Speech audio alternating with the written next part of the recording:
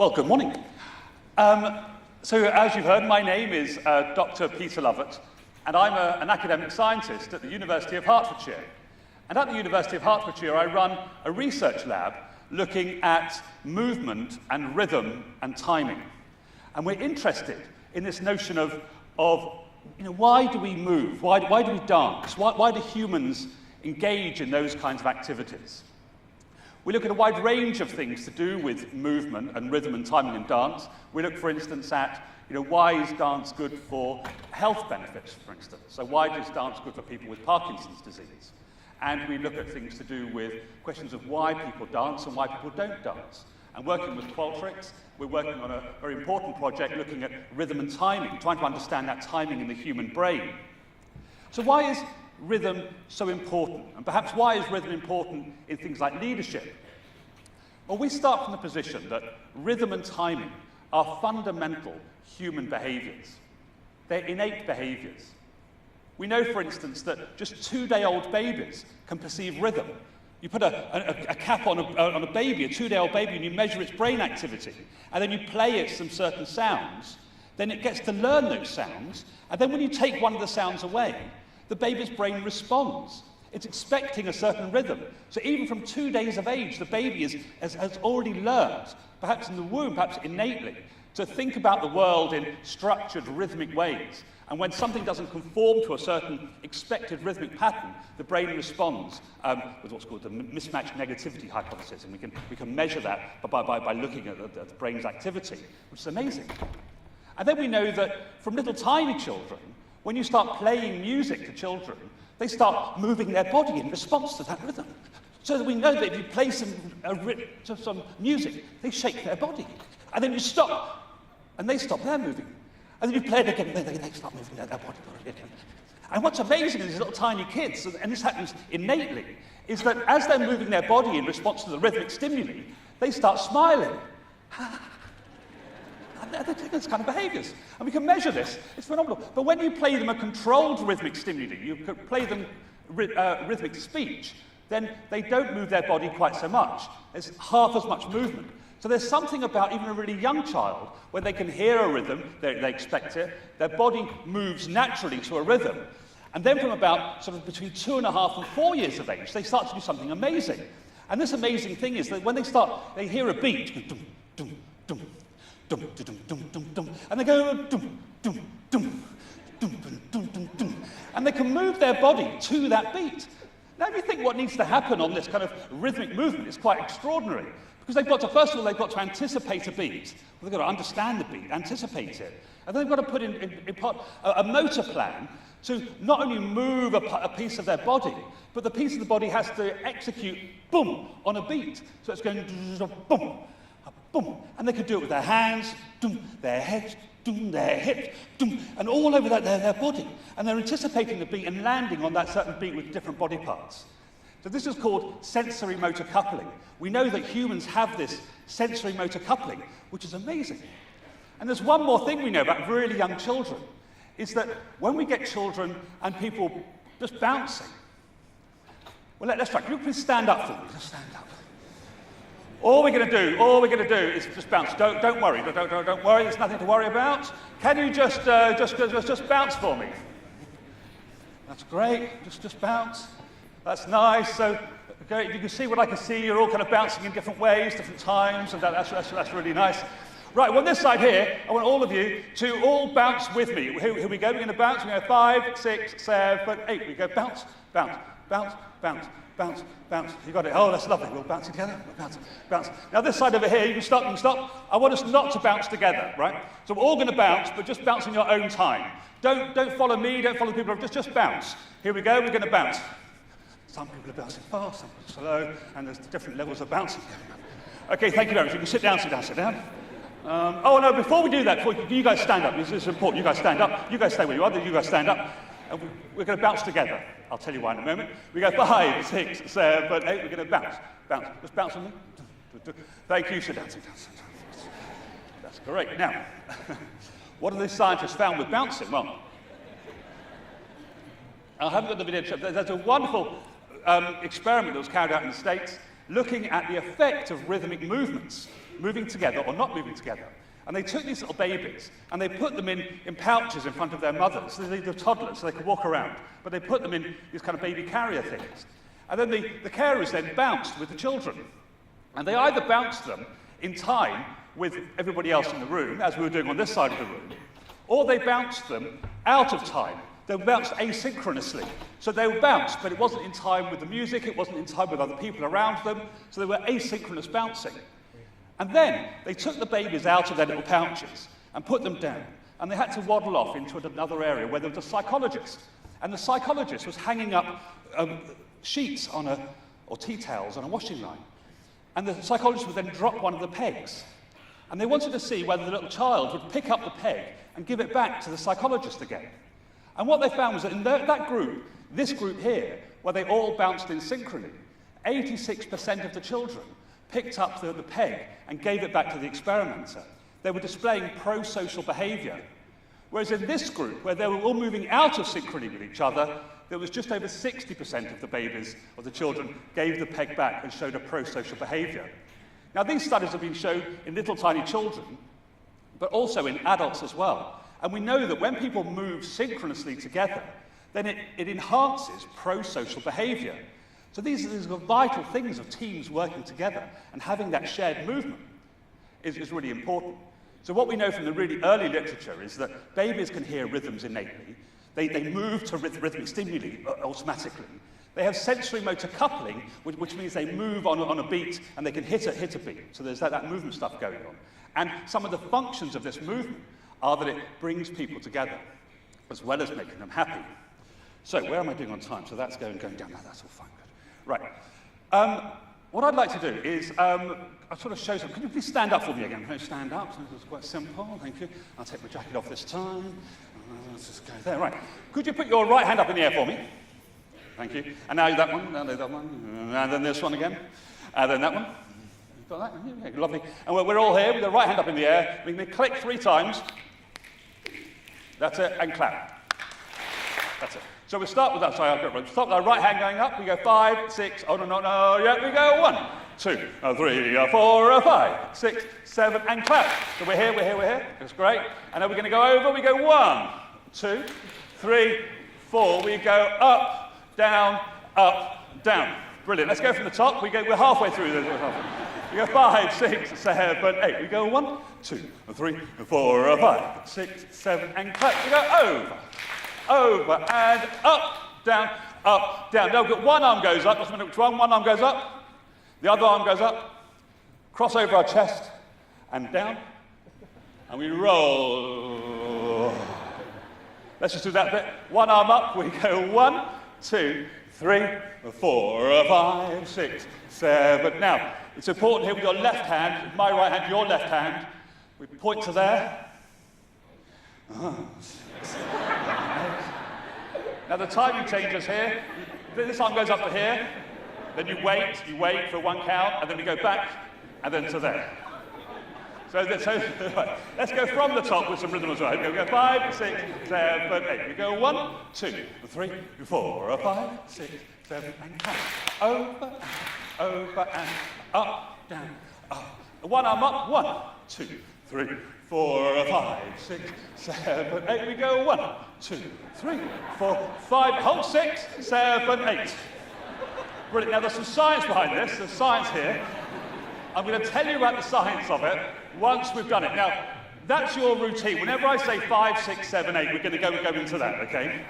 When I don't say, when we're not doing that, just have a bit of a wiggle and a bit of a boom. Just let your body go. Imagine you're at a nightclub or a wedding or a party or something, and we just have a groove. So we're either grooving or we're doing that. Here we go. So let's have some music, please. And we go have some music, and then we'll get that going.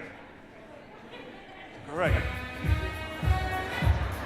So just get yourselves warmed up. Oh, just with some bouncing. It's lovely. It's like nobody's watching. It's all fine. Are you ready? 5, 6, 7, and we go. 1, 2, 4, 5. Oh, lovely. 1 arm.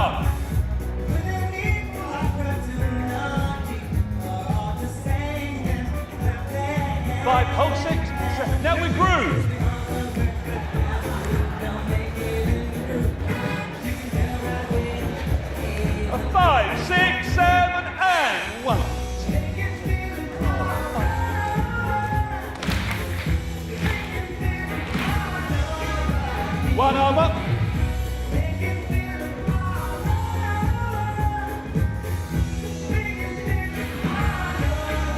Now a bit of a groove, just do something different with your body.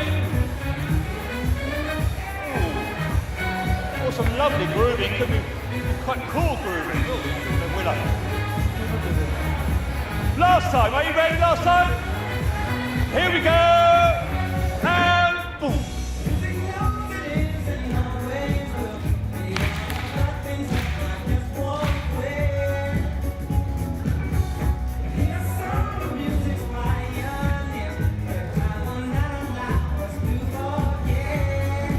Oh, lovely. That's lovely, lovely. Okay, you can sit down now. Let's kill the music off.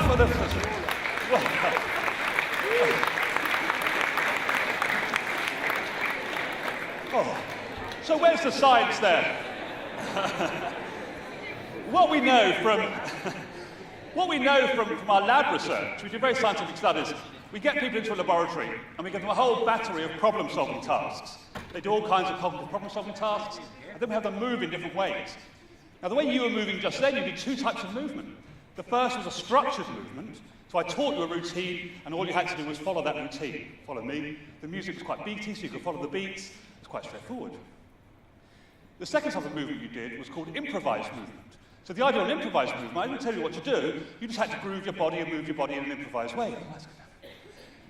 What we find in the lab is that depending on the type of movement people do, it changes the way they think and solve problems. So for instance, when we get them doing structured dancing, it speeds up their cognitive processes when they're problem solving where there's one correct answer. The one correct answer might require multiple cognitive steps to get there, but on that path of cognitive thinking, where you're trying to solve a problem with one correct answer, we found that when people have been doing about 5 or so minutes of structured movement, then their cognitive systems sped up. And what was amazing was that there was no loss of accuracy in people finding the answers to these problems. Now, we also found that when people did some improvised movement, they moved their body in an improvised way, what happens then is it makes them more creative. So on those problem-solving tasks where there's more than one right answer, there might be 1,000 right answers, then people's ability to go churn through those multiple correct answers and find an answer and then get it out there and find another answer and get it out there. And often people get stuck with those kind of divergent thinking tasks. When they've been moving their body for a few minutes in an improvised way, they became much more creative in their thought processes, which is extraordinary. And we've applied that now, we've looked at that in school settings, so looking at how we can apply that in a school place, but also with people with Parkinson's disease who have a deficit in divergent thinking, and of course it's also been shown in the corporate world as well, in terms of corporate problem solving. So looking at strategies, looking at how to overcome certain problems in a workflow, that people, when they move their body in an improvised way, are able then to find better solutions to some of those problems. Perhaps solutions with more steps in them, a wider range of solutions that can then be discussed. So, for me, movement has always been a really natural, innate part of who I was. So I didn't come from I just had an ordinary upbringing. But when I felt music happen, then my body just wanted to move to that music, and that's what felt natural to me. So when I danced as a kid, that felt like the most natural thing in the world for me. But when I was at school, sitting behind a desk, that environment just felt hideous and horrible and sterile. And my thinking seemed to be very, very, very different when I was in a classroom compared with when I was in a studio or in an open space. My school experience, I hated school with a passion. I don't think I've ever hated anything more than I hated being at school. And I think the reason I hated being at school was because I had very severe reading difficulties. And when you have reading difficulties at school, then you simply can't engage in the life of the school. And what I found with not being able to read at school was that I couldn't then do any exams in English, history, geography, or anything that involved the written word. Because I simply, when I was trying to read these written words, these sets of letters and sentences simply meant nothing to me at all. And when you can't engage in the written word at school, and you can't do what schools tell you you should be good at, and what schools measure you at, and what schools advertise how great they are at you doing, then you feel completely worthless. And that was certainly the case for me when I was at school. I felt utterly worthless and just felt stupid. And in those days, the culture of working with people who couldn't read and write was that they were just stupid people, that they weren't capable of learning. And I was very lucky that I could dance. So for me, dance gave me an outlet. It felt natural to dance. When I danced, the world felt like a different place. I felt happier when I danced. That mood enhancement you get from moving your body is real. You get that like a lift of mood from dancing. So I had all these positive sides on dancing, but then sitting down at a desk just felt hideous and I felt like a failure. So I left school without any qualifications, and I'd failed. We had to do CSE English, which I'd failed, of course. And so I went off and I trained as a dancer. And I trained as a professional dancer, then left drama college, and then went to work in the profession. And then I was working around the world as a dancer in different shows, still not being able to read. And one day I was in a show in London, and it occurred to me in this show that I couldn't perhaps be completely stupid because of what we had to do. You know, at the beginning of a show, the musicians would come in and they'd be given their music score in front of them. They would learn their music score, never by heart, so they'd read it. And then on the first night of the show, the conductor would sit there, they'd have their music in front of them, the conductor would tell them what to do, keep them in time, and they would play their instruments. The actors did something a bit harder. They had a script they came with, and they learnt their script, and eventually they came off the book. But when they came off the book, there was somebody in prompt corner, so when they forgot their lines, then they could shout out what the next line was. And that was fine. But dancers did something completely different. We came into the rehearsal room, and a choreographer said, well, we'll have one of those, and a bum, bum, bum, zzz, boom. And as a dancer, you go, okay, we'll have one of those, and dun, dun, dun, zzz, boom. It doesn't end there. There's 2 hours worth of content. So the choreographer, because the whole show is 2 hours, and there's big movements, tiny movements, there's movements around the stage, there's lifting people up, putting them down, sometimes moving in silence, sometimes to music. There's a whole range of stuff to remember, and dancers just remember it.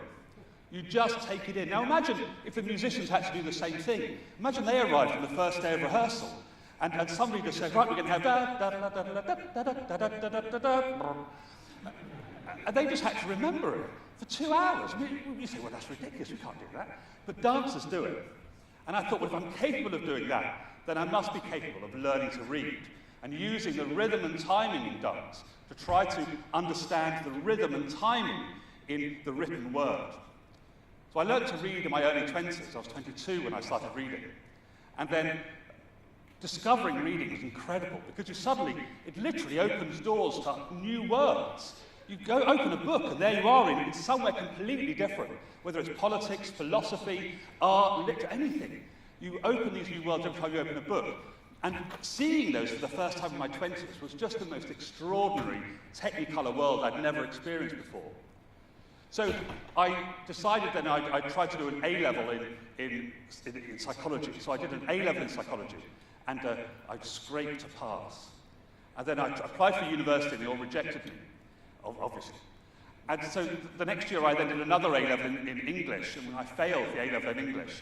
But luckily, while I was failing the A-level in English, then I got an offer at a university to study psychology in English. And then at the end of my degree in psychology and English, and then did a master's degree in neural computation, and then did my PhD in experimental cognitive psychology. And then I was then doing my postdoc work at the University of Cambridge. And when I was at Cambridge University as a postdoc, I was in the Faculty of English there. And I never told anybody at Cambridge that I'd failed my A-level English twice, and virtually every other English exam at least once. And they would often talk about duffers coming in with 2 A's and a B, and 2 A's and a B. It wasn't for me, so I didn't ever notice that. So for me, dance played a really important part of transforming my life from being, somebody who couldn't read. And there were lots of other people in my situation at school who couldn't read and then weren't able to make some other things. And some people went in all kinds of different routes. Some went into crime, where they could succeed in crime for a short period of time. They did all kinds of things. I was very, very lucky.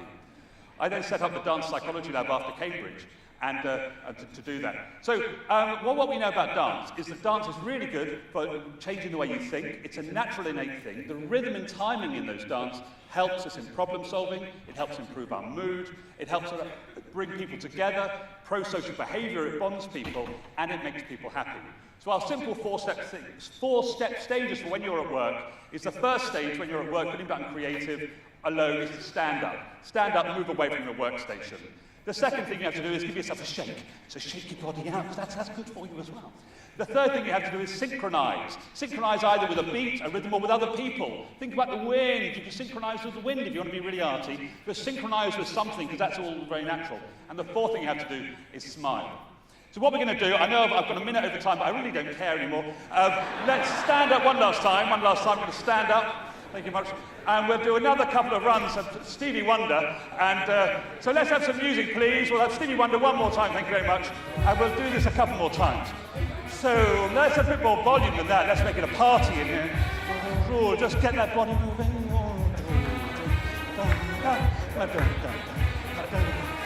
Are you ready?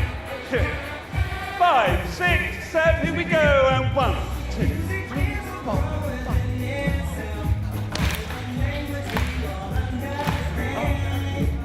One arm up.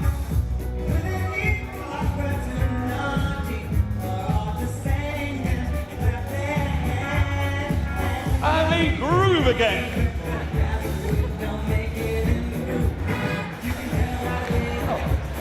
A 5, 6, 7, and.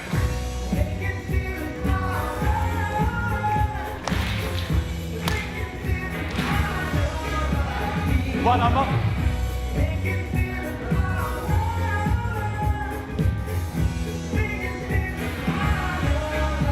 The very last groove, oh, just feel the groove. Think about moving something on your body you haven't already moved. Oh, change the timing around a little bit. Oh. Last time, here we go, and boom.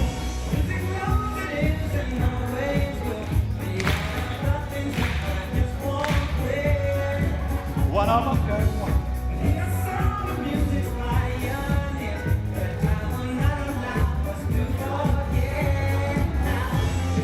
So thank you very much. This has been the Psychology of Dance.